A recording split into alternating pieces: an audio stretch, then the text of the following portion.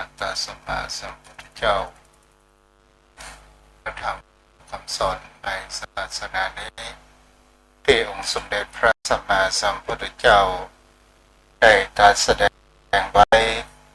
ดีแล้ว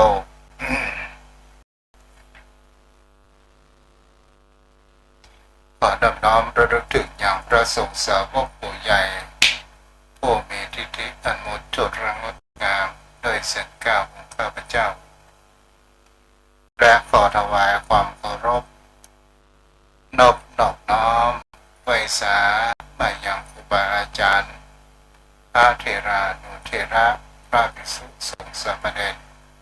พระสังฆาธิการสงฆ์สมณศักดิ์บัณฑิตนักปราชญ์ท่านผู้มีความรู้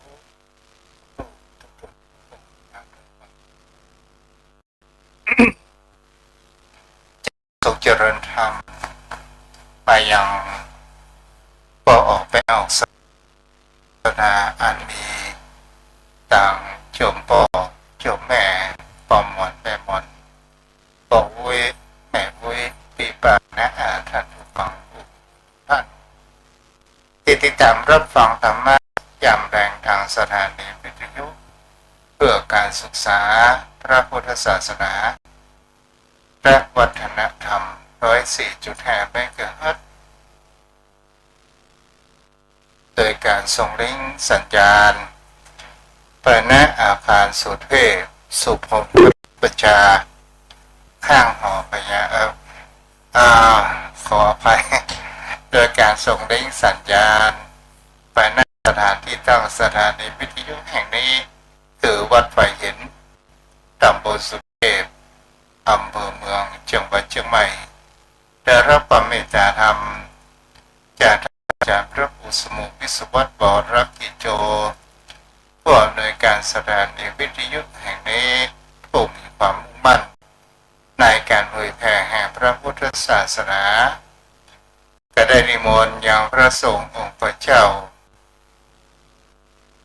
อันเป็นพุทธบุตรได้ออกในการเผยแผ่ธรรมวันนี้ก็มาอยู่กับตนตัวอาตมาภาพธรรมะยำแรงพระครูไพศาลสุตตกรเจ้าอาวาสวัดทุ่งประเกตตำบลหารอำเภอสันทรายจังหวัดเชียงใหม่ออกในนามคณะสงฆ์จังหวัดเชียงใหม่และในนามคณะสงฆ์อำเภอสันทรายโดยมีพระเดชพระคุณหลวงพ่อพระครูกุศลธรรมวิจัยอธิบดีสงฆ์ได้มอบหมายในการเผยแผ่รับธรรมคำสอนขององค์สมเด็จพระสัมมาสัมพุทธเจ้าสู่ยังโยมพ่อโยมแม่ท่านผู้ฟังที่อยู่ทางบ้านถึงบ้านถึงจองมาผ่านไปสถานญาติโยมทั้งหลายวันนี้ก็เป็นที่7 เดือนพฤษภาคมพุทธศักราช2569ถ้าเราตึกตรองดูกาลเวลาที่มันผ่านไปชีวิตของคนเรานี้เวลาที่มันผ่านไปมันก็ไม่มีใครที่จะสามารถที่จะจุดยั้งมาให้เรานั้นเฒ่าแก่ชราเจ็บป่วยตายนั้นได้ชีวิตของคนเราคุณค่าที่เกิดมาบนชีวิตในบนโลกใบนี้เราคิดว่ามาเพื่อที่เราต้องมาสร้างกุศลมาเพื่อที่เราจะได้ศึกษาแห่งวิถีชีวิตและการดำรงชีวิตของเรานั้นอย่างคนเรานั้นมีความสุขเกิดขึ้น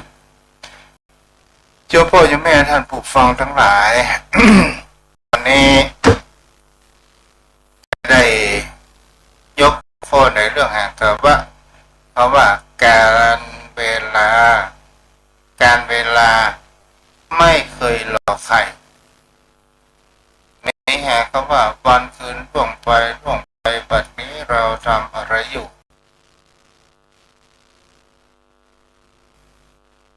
ซึ่งเป็นพุทธสุภาษิตขององค์สมเด็จพระสัมมาสัมพุทธเจ้าที่บอกไว้ว่ากระทำรัตตินทิวา วันคืนลงไปบัดนี้เราทำอะไรอยู่กาลเวลาเป็นสิ่งที่บุคคลเฮานั้นบางท่านบางคนเอาก็เรามาดูว่าคนเฮาเกิดมาใช้เวลาอยู่บนโลกใบนี้สักกี่วันกี่หมื่นวันบางคนก็มีสัก20,000 วันอายุประมาณ80 ปีบางคนก็10,000 วัน40 กว่าปีถ้าอยากจะทั้งหลายเราจะหันคุณค่าถ้าเอาคิดประการเช่นนี้เราจะหันเวลาที่ของคุณเฮานั้นผ่านมาบางครั้งบางคราวเราก็มีความประมาทในชีวิตของคุณเฮานั้นอยู่มากมายบางครั้งบางคราวคนเฮานั้นก็มัวแห่งเขาว่าทำการทำงานเลยลืมเวลาบางคนมีเวลาสร้างแห่งชีวิตบางคนมีเวลาแล้วทำลายชีวิตบางคนใช้เวลาสร้างบุญบางคนใช้เวลาสร้างบาปแต่เราจะเป็นใครสุดท้ายคนทุกคนนั้นมีกาลเวลาที่จะพาเดินไปเหมือนกันทุกคนนี่ก็หมายถึงคำว่าวิถีชีวิตของคนเรามีกลางวันและกลางคืนบางครั้งบางคราวก็เป็นสิ่งที่คนเรานั้นจะอ่านได้ว่าอย่างเขาว่าเอาเกิดมาแล้วเอาสร้างชีวิตคนนั้นมีชีวิตเหมือนกันทุกคนแล้วการดำเนินชีวิตนั้นมันมีความแตกต่างกันไป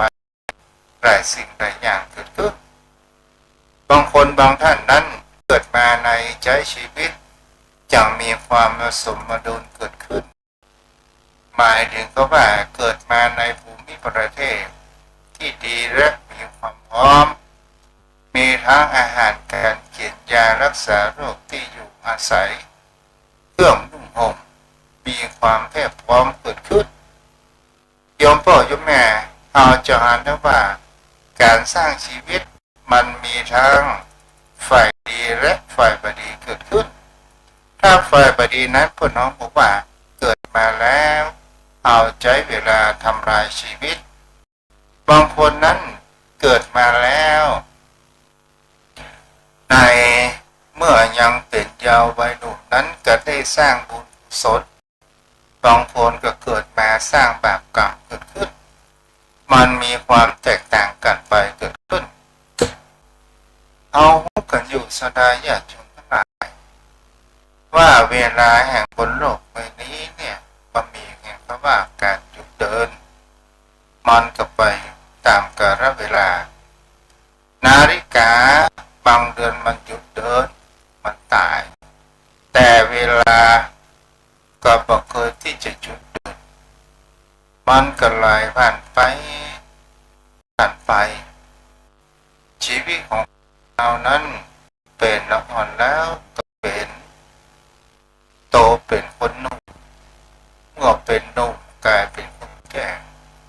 เมื่อเป็นคนแก่ก็กลายเป็นผ้าบนข้างฝาผนังนี่ก็คือความจริงของชีวิตบอกเอาเรามาดูว่าชีวิตของเราเนี่ยมันมีความเปลี่ยนแปลงอยู่สม่ำเสมอแต่บางสิ่งบางอย่างของเรานั้นเราไม่อยากที่จะปล่อยความรู้จะเป็นดีหรือร้ายก็ตามเพิ่มผ่านไปตามกาลเวลาเกิดขึ้นโยมพ่อโยมแม่สิ่งที่คนเรานั้นไม่อยากจะปล่อยไปตามเวลาเอาอยากจะยึดเป็นของตนตัวของเรานั่นก็คือในเรื่องแห่งเขาว่าเอายึดใจแห่งความสุขความมั่งคั่งความมีฐานะความมีเงินมีทองความหนุ่มความสาวความในวัยที่มีแห่งเขาว่าเป็นสิ่งที่คนเรานั้นไม่อยากจะบันจากไป แต่มันก็จะต้องเปลี่ยนแปลงไปตามกาลเวลาเกิดขึ้นเพราะว่ามันก็สามารถที่จะหยุดยั้งได้แล้วถ้าเราหลงไหลไปในสิ่งที่อันเป็นแห่งความสุขทางด้านความรู้สึกอย่างเช่นเรามีครอบครัวเสร็จแล้วเรามีฐานะมีเงินมีทองทรัพย์สินสมบัติถึงมากมายเจ้าแม่ท่านผู้ฟังถ้าเราลองมาดูสังเกตและพิจารณาดูว่าเราไม่อยากจะสิ่งนั้นจากไปแต่ทุกสิ่งอย่างบนโลกใบนี้มันมีความเปลี่ยนแปลงสม่ำเสมอมันตึงดังเดิมโยมพ่อโยมแม่เราก็ลองดูเวลาวิถีชีวิตของคนเราการเวลาซึ่งดูไปแล้วก็เป็นพลังที่เงียบที่ก่อให้เกิดแห่งความเปลี่ยนแปลงทุกสิ่งทุกอย่างมันไม่ได้ตะโกนบอกร้องว่าตอนนี้เวลานี้ผ่านไปแล้วอย่างนี้เป็นต้นพ่อโยมแม่บางครั้งบางคราวก็เป็นสิ่งที่เขาอยากจะให้มาจากไปแต่มันก็ยังบอกไปนั่นก็คือความทุกข์ในสิ่งที่เราสมหวังพ้องในสิ่งที่เราสมหวังความทุกข์ในสิ่งที่เราปรารถนาเราไม่ได้สมปรารถนาเกิดขึ้นบางครั้งบางคราวเราก็รู้ว่าเวลาของคนเราโยมพ่อโยมแม่บางครั้งบางคราวเราจะหันมาเมื่อเราเป็นเราหันนุ่มเรามีเรี่ยวมีแรงมีพละกำลังที่มีความแข็งแรง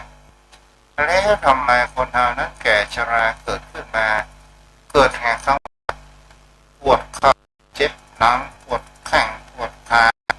ต่างๆนั่นแหละอันนี้มันหมายถึงอย่างไรเล่าก็เพราะว่ามันตั้งอยู่ในแห่งความเสื่อมเราจะไปอยากจะมันเจ็บมันก็ตึงเข้ามาอยู่ในอาการใดประการหนึ่งโยมพ่อโยมแม่ท่านผู้ฟังทั้งหลายสิ่งนี้เป็นสิ่งที่มีความเปลี่ยนแปลงอยู่สม่ำเสมอและมันมีใครที่จะสามารถจะยุดยั้งแห่งความแก่ความเจ็บและความตายขึ้นในชีวิตได้คนทุกคนนั้นสิ่งที่สำคัญมากที่สุดตั้งคำถามในตัวเองว่าเอาเกิดมาแล้วเอามาเพื่ออะไรอย่างกันและเอามาสร้างคุณงามและความดีอย่างไรบ้างกับดวงจิตใจของคนเรานี้กับบุคคลรุ่นหลังในเราขานได้สืบต่อไปศรัทธาญาติโยมทั้งหลาย บางคนนั้นก็เกิดแห่งความหลงว่าเป็นเศรษฐีมีเงินมีทองอยู่มากมายมีบ้านรถหรูแล้วก็โดยแห่งเขาว่าบางคนก็มีความเข้าใจว่าเงินทองซื้อได้ทุกสิ่งทุกอย่างซื้อทั้งบ้านทั้งรถหรูทั้งทองทรัพย์สินทองมีนิทานธรรมะในเรื่องแห่งเขาว่ามีเศรษฐีคนหนึ่งนั้นชื่อว่าเขานั้นชอบพูดว่าเงินซื้อได้ทุกสิ่งทุกอย่าง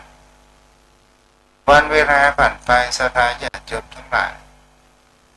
เศรษฐีหรือญาติโยมก็ตามแต่เศรษฐีคนนี้มันก็จะเศรษฐีคนนี้เขาก็จะต้องพบในเรื่องแห่งความเจ็บป่วยเมื่อยไข้วันหนึ่งเขาป่วยหนักแล้วคุณหมอก็ได้บอกว่าชีวิตของท่านคงจะเหลืออยู่แค่ประมาณแล้วเศรษฐีก็เมื่อหมอบอกประกาศเช่นนี้เศรษฐีก็ร้องไห้แล้วก็นึกขึ้นได้ว่าเขานั้นมีเงินมีทองจะลองถามซื้อชีวิตกับคุณหมอ ว่าเศรษฐีบอกว่าคุณหมอถ้าคุณหมอทำกระผมเพื่อมีชีวิตยืนยาวได้ผมจะให้10 ล้าน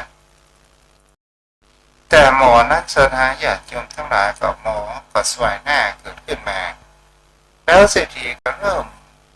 พันว่าเงินทองของตัวเองนั้นมีเป็นหลายหมื่นล้านเกิดขึ้นเศรษฐีก็ได้บอกว่าคุณหมอขอเพิ่มแถม100 ล้านจะยึด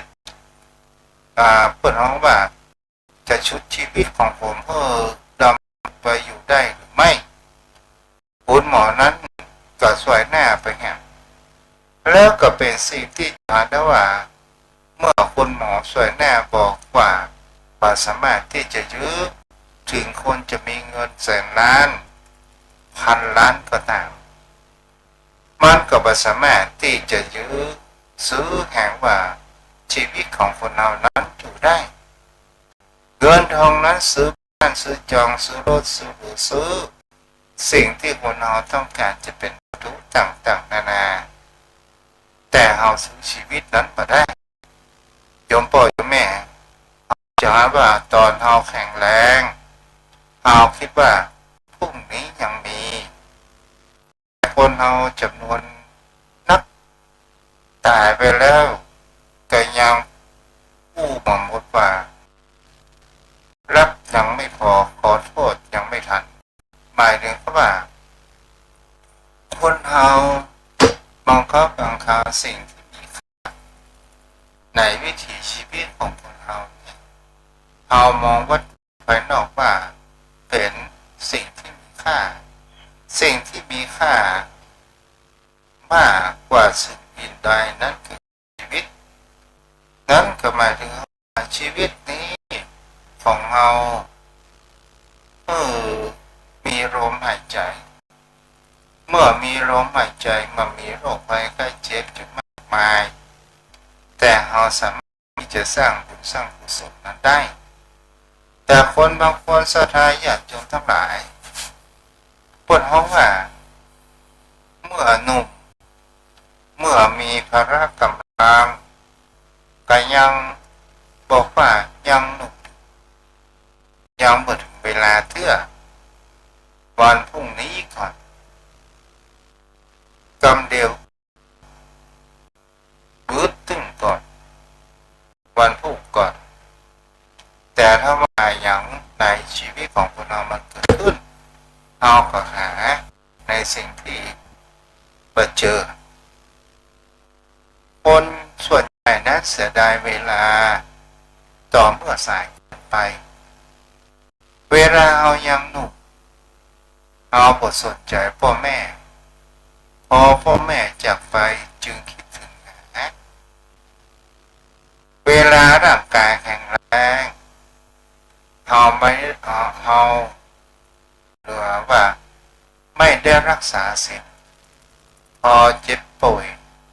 จึงเข้าวัดเวลามีโอกาสที่ทำดีกับพัดวันประกันพรุ่งคำว่าเดี๋ยวก่อนไว้ก่อนวันหลังก่อนจงพ่ออยู่แม่ในที่นี้ได้พูดถึงคำว่าการเวลาของคนเราซึ่งเป็นสิ่งที่คนเรานั้นมีค่าและเราใช้ชีวิตอย่างมีค่าไม่ในทางที่ดีในการสร้างบุญสร้างกุศลเกิดขึ้นคือหมายถึงว่าเวลานี่เหมือนกับขโมยชีวิตอย่างของเรานั้นอย่างเงียบที่สุดถ้าเราปล่อยเวลาผ่านไปโดยไร้แก่นสารต่างๆนานาโยมพ่อโยมแม่เราก็ลองดูว่าขโมยเวลาแห่งชีวิตอย่างเช่นเราก็เชื่อในเรื่องบุญเรื่องบาปเชื่อเรื่องกรรมเรื่องเวรแล้วเราหันสิ่งเหล่านี้บอกว่ามันปัจจัยแล้วเราบอกว่า บุญกุศลนั้นมันมีอยู่จริงถ้าเราคิดประการเช่นนี้โยมพ่อโยมแม่แต่เมื่อหนุ่มนั้นมีพละกำลังที่มีความแข็งแรงแต่เวลาแก่ชราเกิดขึ้นมาพบพาหันแล้วระหว่างเงินกับชีวิตคนเราจะเลือกอะไรอย่างก็เลือกชีวิตทำไมมาเอาเงินเล่าเพราะว่าเงินมันเป็นเพียงแค่ทรัพย์ภายนอกแต่ทรัพย์ภายในก็คือบุญกุศลและเราจะสร้างบุญกุศลของเรานั้นอย่างไรเล่านั้นคำว่าบุญมีอยู่สามทางทางทานทางศีลทางภาวนาทำไมคนเราถึงต้องทำทานดัศดาญาติโยมทั้งหลายทานแปลว่าการให้ในที่นี้เนี่ยบ่จำเป็นที่จะต้องเป็นทรัพย์สินทองให้ที่นี้ให้อาภัยให้วิชาความรู้ให้ในสิ่งของที่เรามีที่เราควรให้เท่าที่เราทำได้บางครั้งบางคราวเรามีเงินทองเราก็สร้างพลังร่างกายของคนเรานั้นก็เป็นการอย่างเช่นเอาไปสร้างบุญกุศลทำความสะอาดห้องน้ำวัดวาอารามหรือว่าช่วยเหลือสังคมทางด้านจิตอาสาอย่างนี้เป็นต้นโยมพ่อโยมแม่บางคนเขาเข้าใจว่าการทำบุญทำทานต้องสละทรัพย์สินเงินทองใช่มันก็เป็นการสละอย่างหนึ่งการสละเงินทองในสิ่งที่คนเฮานั้นมีอยู่มันเป็นกระจัดเสียซึ่งความตนีออกจากจิตจากใจรู้แห่งการแบ่งปันเกิดขึ้นแต่ถ้าว่าคนเฮานั้นทานแล้วเอาทรัพย์สินเงินทองแล้วเฮามามีความห่วงข้องอะไรหามันก็เป็นสิ่งที่ตามวัตถุประสงค์ของเรานั้นออกไปเราได้ให้ทานแล้วสิ่งประการแรกในการให้ทานที่เราได้คือปิตินั้นหมายความอิ่มอกอิ่มใจเป็นต้นความสมหวังจะเกิดขึ้นในภายหลังนั้นคือสิ่งที่คนเรานั้นมีความปรารถนาถึงเราบ่ปรารถนาก็ตามบุญกุศลนี้ก็จะคอยอุ้มชูเรานั้นเกิดแห่งความบาดพังแต่ถ้าว่าเขามีทรัพย์สินเงินทองเขามีสมองเขามีความคิดเขามีจิตใจเขาก็ยังสามารถที่จะสร้างอ่านออกมีบอกวิธีแก้ไขต่างๆนานาถ้าว่าเขาเป็นบุคคลที่ภูมิปัญญามากนักเขาก็สละแห่งเขาว่ากำลังกายของเขาได้ไปเที่ยววัดวาอารามเที่ยวปัดกวาดล้างห้องน้ำการล้างห้องน้ำนี่ก็เกิดแห่งพลังแห่งเขาว่าจิตใจสูงเกิดขึ้นโยมพ่อโยมแม่ท่านผู้ฟังทั้งหลายเราก็เราเป็นสิ่งที่เราจะหาได้และบุญแห่งประการหนึ่งก็คือรักการรักษาศีลแต่บางคนก็มองเป็นเรื่องแห่งคำว่าความเล่นความที่มาเอาใจใส่การเล่นขึ้นไปแล้วก็พูดบอกว่าทำไมคนเราต้องรักษาศีลก็เพราะว่าศีลเป็นจรรยาบรรณที่เป็นคุณธรรมของเกิดแห่งความร่มเย็นความอยู่ร่วมกันอยู่อย่างสันติสุขนั้นเกิดขึ้นแล้วมีแห่งคำว่าบุญแห่งประการหนึ่งก็คือบุญภาวนาใหม่การทำสมาธิหรือว่าการไหว้พระสวดมนต์นั่นก็คือเป็นบุญภาวนาเช่นเดียวกันโยมพ่อโยมแม่ท่านผู้ฟังหลายคนเฮานั้นเนี่ย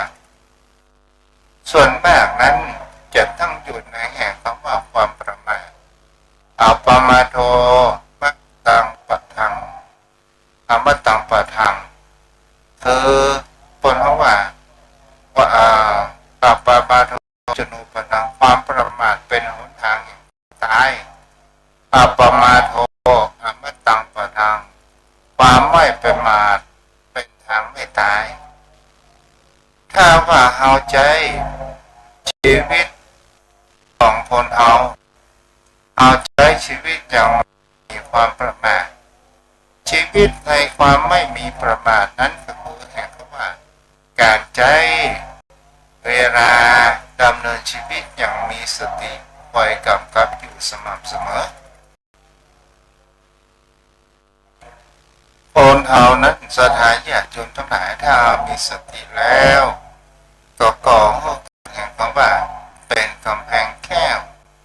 อย่างเดมาเพื่อจนผู้ร้ายย้อนก็คือกิเลส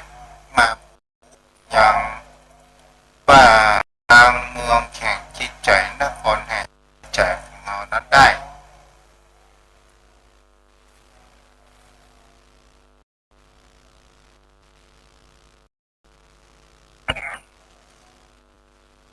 แล้วคนเราว่าเวลาเหมือนสายน้ำผ่านไปแล้วไหลย้อนกลับเวลาในชีวิตของคนเรานั้นก็เหมือนกันพูดบางคำพูดไปแล้วเอาฝืนไม่ได้โอกาสบางอย่างพลาดแล้วไม่กลับมา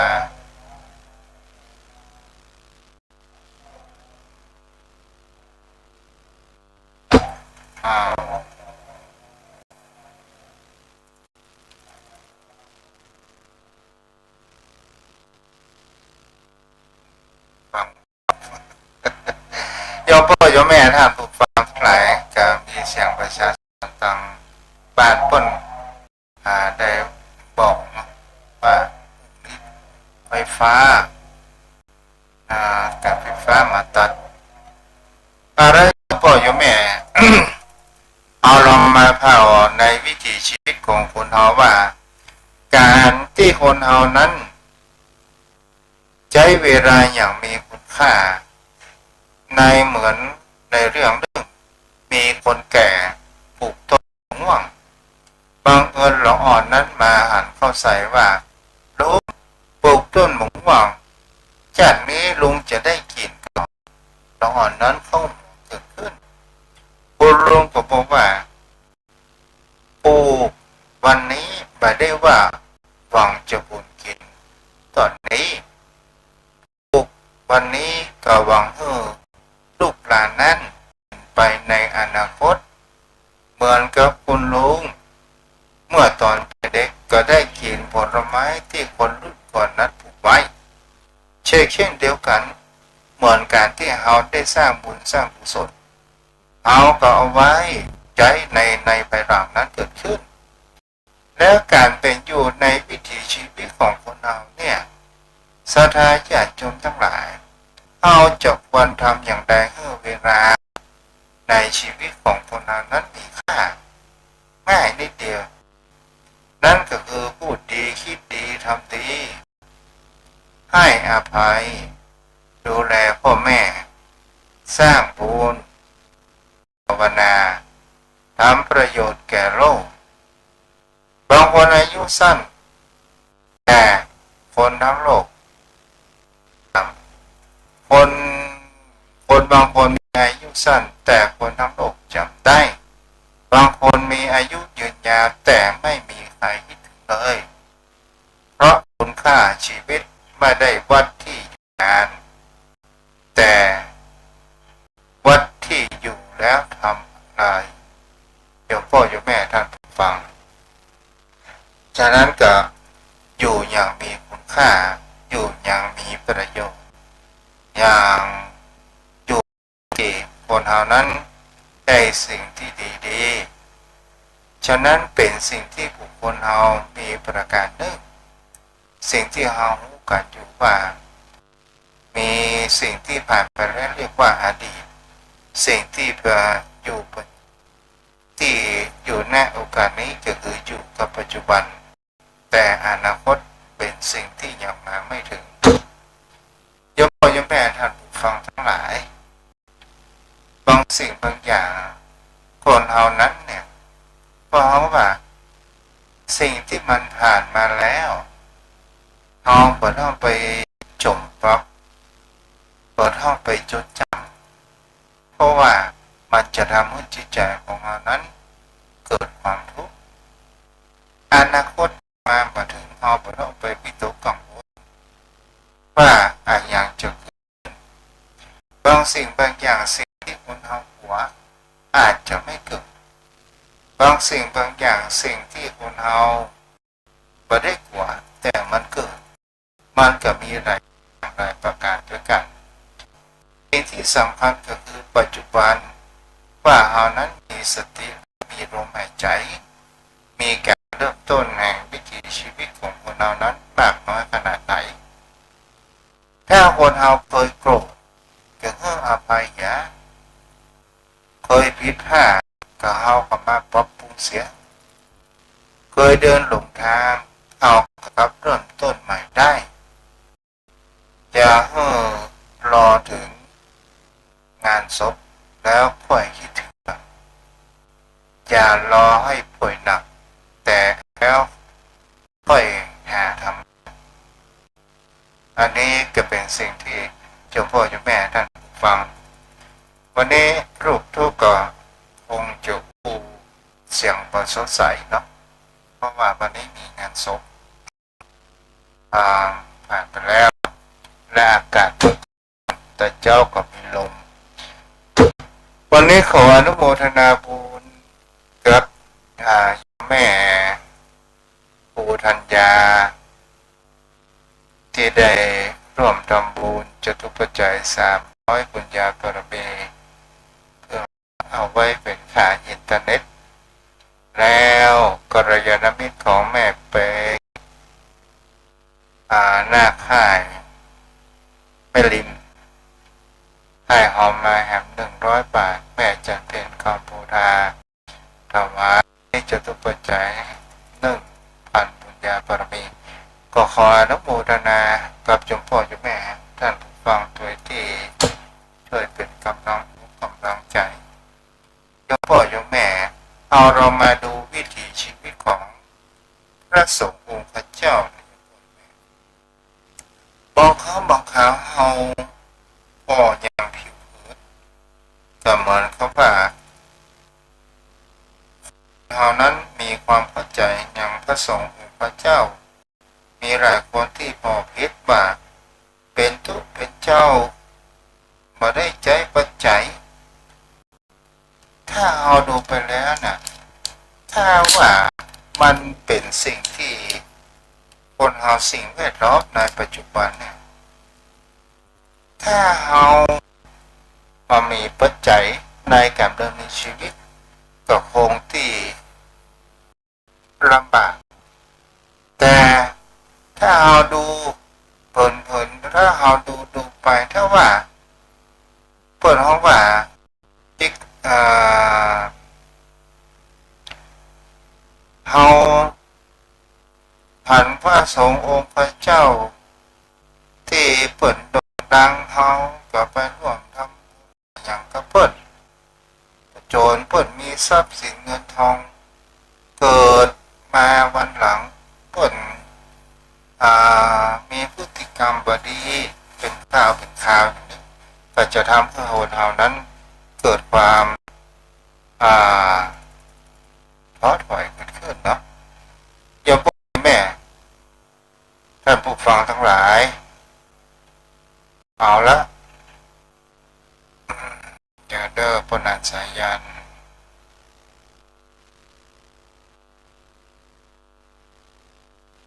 วันนี้อยู่ไม่เนาะวันนี้ผู้ติดตามรับฟังมีแม่ครูธัญญาแม่ทองคำแม่จันเพ็ญคำโพธาแม่สมศรีห้วยปัญญาเนาะอนุโมทนาบุญเด้อแม่ไทยแม่สาบารมีธรรมท่านพระคุณเจ้าด้วยความเคารพอย่างสูงยิ่งครับท่านเจ้าครับวันนี้ทางบ้านก็หนานมีลมนักของเนี่ยมีแบบพอนักท่านพระคุณเจ้ามันประมาณเบาๆนะร้อนมันอบมันมองมันห้า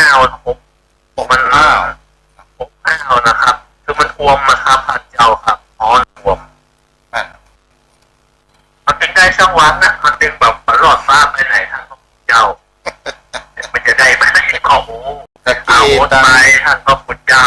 อ้อนก็โอ๊ตมาละนะเอาก็โอ๊ตมาแล้วโฟนก็โอ๊ตละโอ๊ตต่อไปไหว้สาธุท่านเจ้าครับ โอดตายเนาะพ่อหนาน ครับเดี๋ยวว่ามันชินก่อนมันก็ชินถ้าหากว่ามันฮ้อนก่อนมันก็ฮ้อนนะท่านเจ้ามันก็มันแย่จะได้นะเอาอยู่ใต้อำนาจเปิดเพราะมันเดือดไปมันก็มันเป็นดีอย่างคือสักอย่างเลยครับเพราะเอาอยู่ใต้อำนาจเปิดก็เอาอยู่กับมันไม่ได้อะท่านเจ้าครับ มาถึงปั๊บเองเนาะ เป็นอย่างนั้นนะครับพระพุทธเจ้าจากธรรมชาติของเปิดนะครับเอาก็ปรับตัวให้มันพออยู่ได้มันพอทนได้นะครับท่านเจ้า จ้ะพ่อหนาน ไหว้สาครับ วันนี้จะให้เวลาพ่อหนานสักนาทีเด้อเพราะว่าพี่ต้อง อย่างที่ท จ้ะพ่อหนานวันนี้ ำไหว้สา รู้เรื่องเวลาเนาะ ไหว้สาครับ พ่อ ท่าน หนา เจ้าน ว่าเวลานี่มีค่ามากน้อยขนาดไหน ไหว้สาท่านเจ้าครับ เวลานี้เปิดให้มาเท่าเทียมกันหมดครับ24 ชั่วโมงโดยประมาณนะครับ เพราะว่าที่ท่านเจ้าว่านะคนก็ได้ที่ยะคนรวยก็ได้ที่ยะยาจกเศรษฐีก็ได้เท่ากันและเวลานี้ท่านเจ้ามันเป็นพลังงานที่หมดแล้วหมดเลยเสี่ยงไปแล้วเสี่ยงไปเลยประสามารถจะกลับคืนเอามารีขึ้นเหมือนพลังงานอื่นๆได้ครับ พลังงานอื่นๆเนี่ยมันมักมงมันก็ยังมีประโยชน์อย่างน้ำมันกายหรือว่าของใจอื่นที่มันบดีจะเปิดออกบ้างแต่ยังสามารถที่เอามาแปลสภาพเป็นอย่างอื่นได้พลาสติกเอามารีไซเคิลใหม่มันยังไงครับในเวลานี้มันเสี่ยงไปแล้วก็มีเท่าเทียมกันตัวยกเว้นผู้ที่ละสังขารลาโลกไปแล้ว อันนี้คือผมมีเวลาและเวลาผมมีเรื่องแล้วครับท่านเจ้า ทำไมคนเรามันถึงมีคำว่าความประมาทเกิดขึ้นนั้น สิ่งที่ทำให้เกิดความประมาทหนึ่งความไม่รู้ด้านความบรรลุมันมีสติสัมปชัญญะรู้เท่าทันเพราะว่าหนึ่งเราไม่ได้มีปัญญาที่จะรู้เท่าทันโดยการฟังการคิดหรือการพัฒนาตัวตนก็ทำให้เกิดความเขลารู้เท่าไปถึงการเท่ากับมาในเมื่อประมาทแล้วเหมือนท่านเจ้าวันว่าประมาทมันเป็นหนทางแห่งความตายเป็นหนทางของความเจริญนะครับท่านเจ้ามันเอาประมาทไปผู้ที่มีสติปัญญาเพิ่นก็ได้เปรียบเพิ่นก็สามารถพัฒนานำเอาธรรมชาติที่เกิดขึ้นโดยธรรมชาติมาเป็นประโยชน์ผู้เท่าผู้ทันนะครับ ถ้ามีบุคคลว่าถ้าเอาอูแล้วก็นั้นอธิบายเด้อถ้ามีคนถามว่าจูนไหนมาหูถ้ามาหูเขาจะเสาะหาเงินหาทองหาลูกหาเมียได้กะก็บอกว่าเขาหมูแต่หมูที่พ่อนานูนี่คือหมูอะไรอย่างแต่พ่อนาตอบเด้อเพิ่มประเดี๋ยวนี้กัน เรารู้ว่าลูกที่ไหนมาก็ครับ ใช่ ว่าจะไปที่ไหน พระเจ้าพระเจ้าพระเจ้าคือสมมติว่าคนที่อู้สวนนี่เนาะ ครับไปสาครับ คนที่บอกเข้าใจเพราะว่าพ่อหนานว่าอู้หมอหูเนี่ยหมายมาแจ้แก้พ่อหนานเฮาของหูอยู่ดูว่าทิศเหนือทิศใต้ทิศตะวันออกหูอยู่ดูว่าคนนั้นดีคนนั้นบัดดีเฮาของหูอยู่ แล้วพ่อหนานว่าเฮาหมูได้ยังไงเนี่ยพ่อหนาน อ๋อที่ท่านเจ้าวันนี้คือเฮา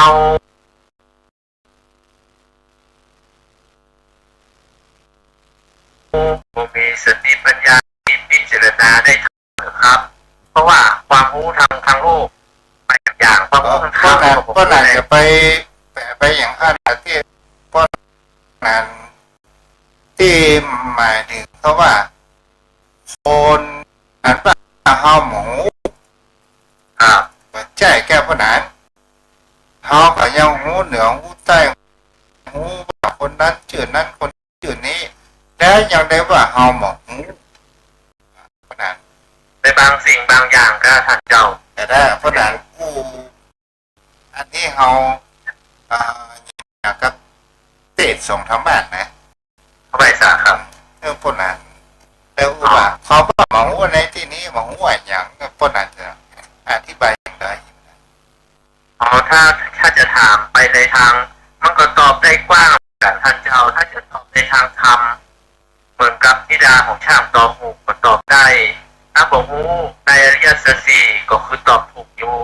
แต่ถ้าว่าทางโลกแล้วเอาบอกฮู้ในสิ่งที่ทำด้านใดเขาต้องศึกษาในด้านนั้นให้แน่ชัดเอาถึงจะฮู้ที่มาที่ไปถึงประโยชน์ที่ควรทำและไม่ใช่ประโยชน์ที่ควรไม่กระทำนี่คือความไม่รู้ความเขาเพราะว่าเขาขาดการศึกษาด้วยสุตตะด้วยจิตตะด้วยภาวนามยตาของเราแต่ว่าเขารู้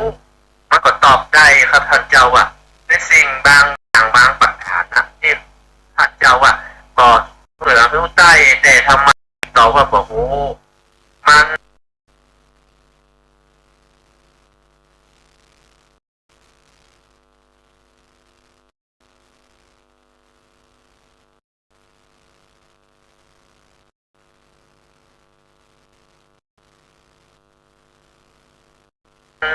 มันหูบอกครบทั่วหูบางอย่างสันทัดเฉพาะกรณีบางอย่างบางอย่างนะท่านเจ้า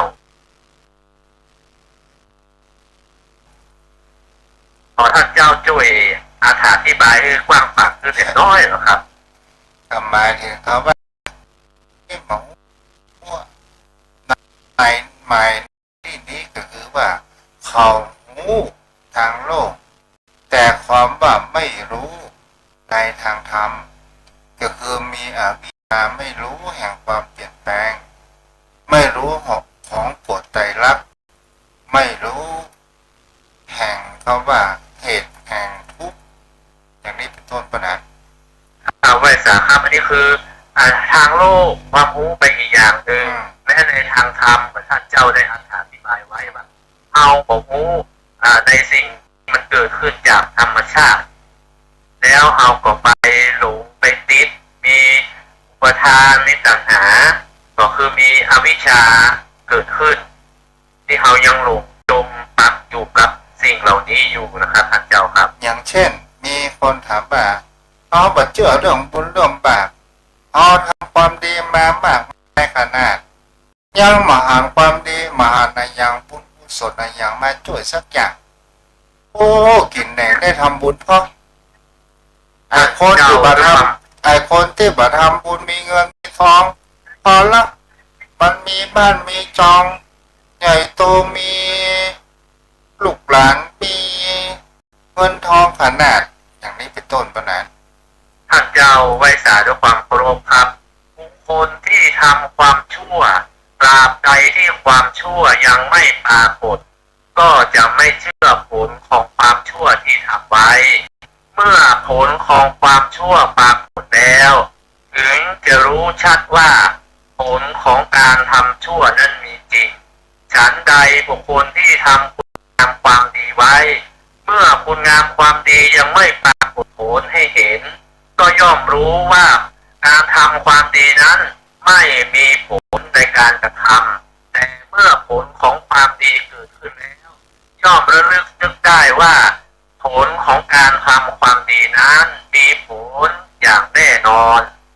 แต่บุคคลเหตุไฉนบุคคลที่ทำชั่วแล้วถึงยังได้อานิสงส์ของความดีอยู่ด้วยเหตุที่ว่าผลของความชั่วที่ได้กระทำนั้นยังมาไม่ถึงสิ่งที่ได้ความดีนั้นเพราะเป็นผลของการทำความดีไว้ก่อนแล้วอาจจะเป็นชาติก่อนหรือชาติอื่นๆแล้วมาให้ผลในตอนนี้มันก็ย่อมเป็นเช่นนั้นท่านพระพุทธเจ้าก็พูดเอานะทำดีทำชั่วก็คำขององค์สมเด็จพระสัมมาสัมพุทธเจ้าพระพุทธองค์ตรัสไว้หนึ่งไม่เป็นสองว่าทำดีดีทำชั่วชั่วมันก็เป็นผลโดยแน่นอนครับท่านเจ้าครับที่ได้อูจานี้เราได้ยิน บางครั้งบางคราวโอ้ขอจะไปอุดบุญกุศลนะทำมาขนาดมาหันมาช่วยสักอย่างอย่างนี้เป็นต้นประดาน ไว้สาขาพันเจ้าพืชผลของมันยังแบบปากผลเชื่อตามได้ผลความดีและความชั่วที่ทำไว้นะบุคคลที่ทำไว้เนี่ยจะสำนึกได้ครับท่านเจ้า จ้า ก็ทำเพื่อหันเป็นอุทาหรณ์ให้ท่านหลายคนนะครับบางท่านก็ว่าโอ้เอาได้ทำความดีไว้น่ะมันสบายอกสบายใจได้หันบุญกุศลแท้ๆเอาไปล่างที่เจ็บที่เป็นยังก็มาเจ็บมาเป็นยังผลบุญนั้นที่สุขที่ได้กระทำแต่บุคคลที่ทำชั่วแต่ได้ทำดีก็อาจจะคิดเช่นนั้นว่าโอ้เฮาทำไปละเฮายังมาหันเป็นอย่างเลยเฮาเนี่ยพอดีบางงามใช่ตอนนี้ความผลของความชั่วมันยังแบบปรากฏถ้ามันปรากฏที่หลังอ่ะมันก็เป็นผลของการทำไว้นะก็ตอบได้ง่ายๆว่ามันเป็นกรรมเก่าของเฮาที่บ่สามารถจะพอโดยญาณวิถีได้กับมันล่วงแล้วมาแล้วเหมือนที่เปิดมาทำอย่างแล้วเพื่อได้ได้ผลของบุญนะครับอาจจะอยู่สุขสบายครับมีโชคมีลาภวาสนาว่าโอ้มันเป็นบุญของเปิ้ลจะแล้วปังก่อนหรือว่าเพื่อทำในชาตินี้มองเห็นได้อ๋อเพื่อเป็นคนหุ่มทำบุญกินหุ่มทานมีใจโอ้พ่อมาอารีโอ้สมละที่เปิดได้ผลบุญมันมาวุยเนาะเพราะว่ากรรมยำคืนมันออกมาตัดรอนกรรมยำคืนมันออกมาบางไว้มันก็เลยได้ผลเร็วรวดเร็วครับท่านเจ้าครับ คนเอาเนี่ยมันต้องการมันตั้งใจแล้วชอบหวัง ใช่ครับ ทำบุญหวังผลอย่างเช่นทำบุญใส่บาตรอ๋อวันหน้าขอเด้อ3 ตัวอย่างตู้หูบอกตู้ผมบอกว่าตู้หูตู้กับแตงละไงหรอก ท่านเจ้าคือคนเฮาเนี่ยมันมีปัญหามันมีอุปทานก็ยอมรับอยู่แต่การหรือว่าการทานการบริจาคการสละเนี่ยมันต้องพร้อมเหตุที่มันได้สมประสงค์เนี่ยคือมันองค์ประกอบทุกอย่างมันพร้อมหมดซึ่งของที่มากับบริสุทธิ์ผู้รับทักษิณาทานเป็นผู้ที่สมควรได้รับทักษิณาทานนั้นเป็นอาหุนยบุคคลสุปฏิปันโนชุติปันโนยยะปฏิปันโนต่างๆและเมื่อของทานไปแล้วก็มีความกินแรงแข้งใจอย่างเหมือนเขาตัดเล็บทิ้งไปเขาบอกว่าเสียดายว่าโอ้เขาเสียดายเล็บเขาตัดฝังแล้วมันก็ทำให้จิตใจเขาเบิกบานสละไปแล้วก่อนและขละที่และหลังที่ได้มาคิดเป็นการค้าว่าโอ้เอาตานั่นมันเป็นการเพื่อแผ่เป็นการเมตตาเป็นการช่วยเหลือบุคคลอื่นจะน้อยจะมากอยู่ที่กำลังของเฮาและเฮาบ่ได้ตั้งความหวังว่าขอให้เฮาได้นับหรือว่าได้ร่ำได้รวยแล้วมันเป็นการค้าแต่การเนี่ยเพียงแต่อธิษฐานภาวนาไว้ว่าโอ้ข้าพเจ้าได้สิ่งของนี้เพื่อเป็นทานของข้าพเจ้าจะไม่ได้อดได้อยากอย่างเด้อขอให้มี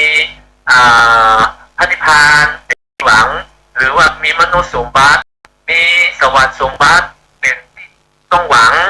แต่เขาไม่ได้หวังแปลว่าจะต้อง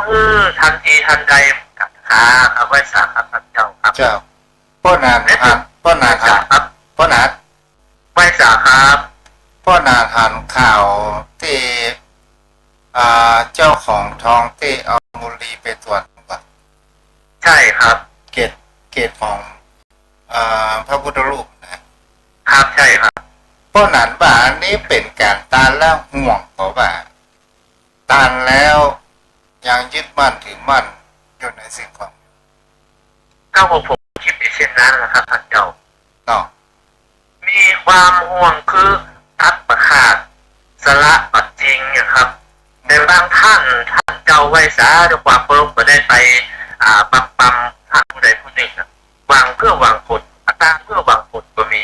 การเพื่อหวังชื่อเสียงก็มีการเพื่อจะได้ถ้าว่าเอาหน้าเอาตานี่มันจะแหงไปกว่าเพื่อหวังผลนี่เนาะท่านเจ้าถ้ามีครับท่านพระคุณเจ้าบางคนก็เคยได้ยินว่าโอ้เอาตามไปแล้วเฮาไม่ไหนหรือว่า ว่ามันลูกมันเสียไปโอ้บ่ช่วยการดูแลบ่ช่วยการรักษาอุตส่าห์ซื้อมาเอายังยึดติดอยู่ทั้งที่เอาไปแล้วนะหมดความประสงค์หรือว่าหมดความเป็นเจ้าของไปทันทีเลยว่าพอเอาสละแล้วเอาแล้วเปิ้นจะเอาไปเนี่ยใดมันเป็นเรื่องของเปิ้นจะดูเปิ้นบ่ดูเปิ้นจะกินจะไปให้คนอื่นมันเป็นเรื่องของเปิ้นถ้าเอาไปแล้วเหมือนสตางค์ในกระเป๋าเอาได้จากนายจ้างนะสมมติวัน400เอาได้มา400เอาจะไปซื้ออย่างมันแล้วแต่ปัญญาของเราจะมาว่าเอาเอาซาจ้างต้องเราไปใช้ในทางที่ถูกมันบ่ใช่ครับเอาไปแล้วผมหมดตั้งแต่วินาทีที่ไปแล้วนั่นแต่แล้วแต่เปิดเอาสละไปแล้วเขาบอกต้องห่วงเขาบอกต้องหวังเขาต้องโลภเขาต้องไม่สาครับ ก็นานลองดูไปประกาศหนึ่งว่าป่าทุเจ้ากับช่างโดนมองจากสังคมว่าบ่ซื่อบ่ใสเนาะใช่ครับสังคมก็เป็นเช่นนั้นครับแล้วก็ได้ยินโดยที่ผู้สนทนาความคิดเห็นว่าพระเจ้ามาเถอะก็เลยว่าเขาเปิดว่าเปิดมีความอยากซื่อบ่ใสเปิดสมรู้ความคิดเอาไปว่าเปิดอย่างนั้นเอาไปฟังของหน้าเดียวเอาบอกมีข้อมูลที่แท้จริงเอาฟังไปก่อนหนังมันกำลังฉายดูไปก่อนพิจารณาไปก่อนไปปั๊มไปว่าเปิดอันมันถูกเชื่อมไปปรับไปกลับกับเอาต้องดูไปก่อนคือการทานการอย่างนี้ท่านพระเจ้า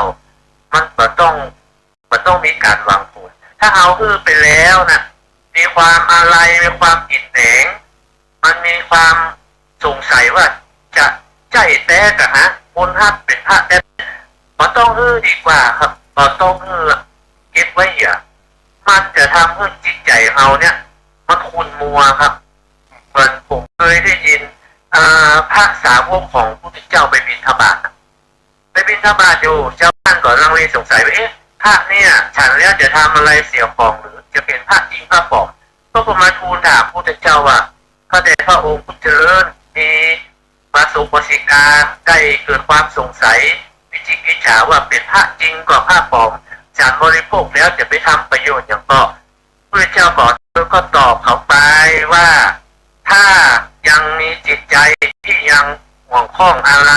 หรือลังเลสงสัยก็ไม่ต้องทานเพราะทานแล้วมันก็ไม่มีประโยชน์เพราะจิตใจยังไม่ตัดขาดก็ไม่เป็นไรนะครับถ้ามันเพียงท่านไปสาเจ้าเรื่องนี้ที่ปนันอูเจ้ากระจำทั้งหนึ่งที่พระองค์ไปบิณฑบาตแล้วมีชาวบ้านชาวจอมบางส่วนก็บอกว่าเอาใส่หยังเธอกับศิษย์บุคคลหัวโล้นเหล่านี้กินแล้วก็อยู่บดิบบ่ได้ต่างๆนานาและก็มีคนไปบอกให้พระพุทธองค์กับบิณฑบาตไปแหมตัวมาบิณฑบาตแหมเจ้าหนึ่งพระพุทธองค์ก็หันแล้วว่าถ้าเธอไม่เต็มใจก็ไม่ต้องทำถ้าเธอมีความเต็มใจก็ทำหมายถึงเขาว่าพุทธองค์ไม่ได้บังคับใครเลยถ้าว่าเอาหันว่าตู้เจ้ากินข้าวอยู่บัดนี้บัดได้เหมือนแย่กันเขาก็ไม่ต้องใส่เนาะใช่ครับก็แค่นั้นเองท่านเจ้าก็บ่ท่านไปวิพากษ์วิจารณ์บ่ท่านไปว่าเปิ้นเขาบอกว่าต้องทำเนี่ยเขาป้าเขาบอกว่ามีเขาไม่ได้เตียนพระสงฆ์ตีแน่เวลาหมดแล้วก็นะไว้สาการท่านเจ้าวันนี้ได้อธิบายที่ท่านเจ้าได้สาธุยกขึ้นมาเพื่อเป็นแนวทางให้กับพุทธศาสนิกชนโดยเฉพาะยิ่งอุบาสกอุบาสิกาผู้ใกล้พระรัตนตรัยนะครับก็ขอให้มีจิตใจมั่นในพระรัตนตรัยโดยสมบูรณ์บางงอนเงี้ยนบางคนแกลนเพราะเอาท่านทั้งหลายเมื่อเข้าถึงพระรัตนตรัยแล้วขอให้ได้เข้าถึงในคำสอนขององค์สมเด็จพระสัมมาสัมพุทธเจ้าในฐานะที่เราเป็นผู้ใฝ่ธรรมเป็นผู้รักใคร่ในธรรมเป็นผู้สนใจในการฟังธรรมเหมือนมีอุดมการณ์เหมือนกันนะครับขอไว้สาขอพระคุณในเมตตาธรรมท่านเจ้าด้วยความเคารพสูงยิ่งขอความสุขความเจริญจงมีแด่ พระญาติธรรมกัลยาณมิตรกัลยาณธรรมทุกท่านครับขอสวัสดีครับ เอาสุดท้ายนี้ขออนุภาพแห่งคุณพระศรีรัตนตรัยคุ้มครองศรัทธาญาติโยมทุกท่านใช้เวลาชีวิตอย่างมีสติมีปัญญามีความสุขในธรรมทุกประการเด้ออายุวันโนสุขังพระลัง